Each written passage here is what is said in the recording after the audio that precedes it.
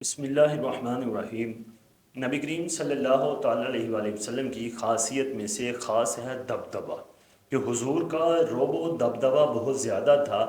تو حضور نے خود فرمایا کہ اللہ تعالیٰ نے مجھے ایسا دبدبہ عطا فرمایا کہ میرا دشمن ایک ماہ دور بھی ہو تو اس پہ میرا رعب رہے گا اور وہ ڈرتا ہی رہے گا۔ اور حضور نبی کریم صلی اللہ تعالیٰ علیہ وآلہ وسلم کی شخصیت میں رعب و دبدبہ، پیار اور محبت سب تھا، یعنی اپنوں کے لیے پیار اور محبت، اور اللہ کے دشمنوں کے لیے، دین کے دشمنوں کے لیے رعب و دبدبہ تھا۔ آپ کو ایک واقعہ سناتا ہوں کہ نبی کریم صلی اللہ تعالیٰ علیہ وآلہ وسلم حرم میں جا رہے تھے، قریش کے مجلس کے پاس سے گزرے۔ ہوا کچھ اس طرح کہ عرب سے باہر کا ایک شخص مدینے میں آیا، اس نے کسی چیز کو فروخت کیا، ابو جہل نے اس کو خرید لیا۔ ابو جہل نے خریدا اور ابو جہل نے پیسے نہ دیے، اور اس نے پیسے مانگے، اور وہ سردار تھا، اس نے کہا جا کام کر، کوئی پیسے نہیں ہے، میں دے دوں گا جب چاہوں گا۔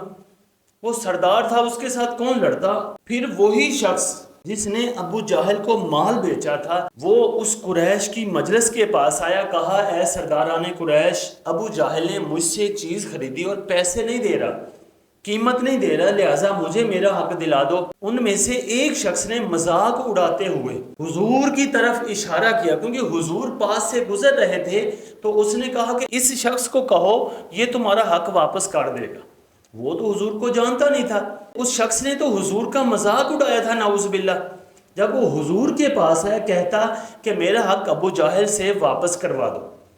نبی کریم صلی اللہ تعالیٰ علیہ وآلہ وسلم نے فرمایا آؤ، حضور سے کوئی فریاد کرے، حضور پوری نہ کرے، یہ ہو ہی نہیں سکتا۔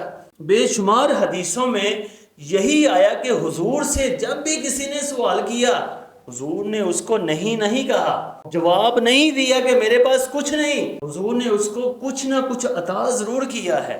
فریاد امتی جو کرے حال زار میں ممکن نہیں کہ خیر البشر کو خبر نہ ہو اور حضور مدد کو نہ آئے، ایسا نہیں ہو سکتا کہ حضور سے فریاد کی جائے، حضور سے سوال کیا جائے، مدد مانگی جائے تو حضور پوری نہ کرے۔ تو حضور نے اس شخص کو کہا آؤ میرے ساتھ۔ ابو جہل کا دروازہ کھٹکھٹایا، ابو جہل نے کہا کون؟ نبی علیہ السلام نے فرمایا میں محمد بن عبداللہ، باہر نکلو۔ وہ باہر آیا، وہ ڈر گیا، کانپ گیا۔ حضور نے فرمایا اس کا حق دو۔ اس نے کہا جی میں ابھی دیتا ہوں۔ وہ کانپ رہا ہے، اس نے کہا حضور جیسے آپ نے کہا۔ حضور نے فرمایا جب تک اس کا حق نہیں دو گے میں یہاں سے نہیں جاؤں گا، جلدی لے کر آؤ اس کا حق۔ وہ اندر سے گیا اور پیسے درم و دینار لا کر اس بندے کے دیے اور واپس چلے گئے۔ پھر وہ شخص جس کا حق تھا وہ قریش کی مجلس کے پاس آیا، اس نے کہا آپ نے تو میری بڑی اچھی رہنمائی کی، اس کو تو اتنا نہیں پتا تھا کہ یہ مذاق کر رہے ہیں۔ اس نے کہا کہ میرا حق مجھے مل گیا۔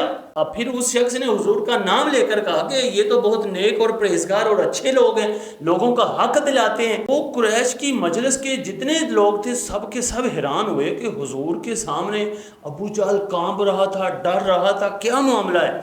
پھر ابو جہل ان کے پاس آیا تو انہوں نے آتے ہی لان تان شروع کر دی کہ باتیں تو تم ایسے کرتے ہو کہ میں یہ کر دوں گا، وہ کر دوں گا، میں ایسا ہوں، میں ایسا ہوں۔ جب ابو جہل کو انہوں نے کہا کہ تو کیوں کانپ رہا تھا، ڈر رہا تھا، ابو جہل نے کہا میری بات تو سنو۔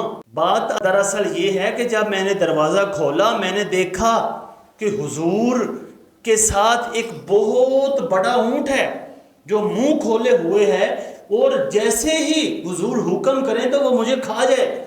اور بعض روایتوں میں آتا ہے کہ حضور کے دائیں بائیں دو ببر شیر تھے، بڑے بڑے شیر تھے، وہ ایسے منہ کھولے ہوئے تھے کہ حضور اشارہ کریں اور مجھے کچا چبا جائیں۔ وہ کہہ رہا میں تو ان شیروں اور اس اونٹ سے ڈر رہا تھا، اس وجہ سے میں ڈرا۔ پھر انہوں نے حضور کی عظمت کو نہ مانا، کیونکہ جو نہیں مانتے انہوں نے ماننا ہی نہیں۔ ازلی بدبخت جو ہوتے ہیں وہ کسی کی عظمت کو کیسے مانے؟ یہ ہے اناد، بغض، حسد۔ ایسا نہیں ہونا چاہیے، بلکہ ہمیں تو حضور سے پیار اور محبت کرنا چاہیے۔ اللہ تعالی ہمارے دلوں کے اندر نبی کریم صلی اللہ تعالیٰ علیہ وآلہ وسلم کی محبت میں اضافہ فرمائے۔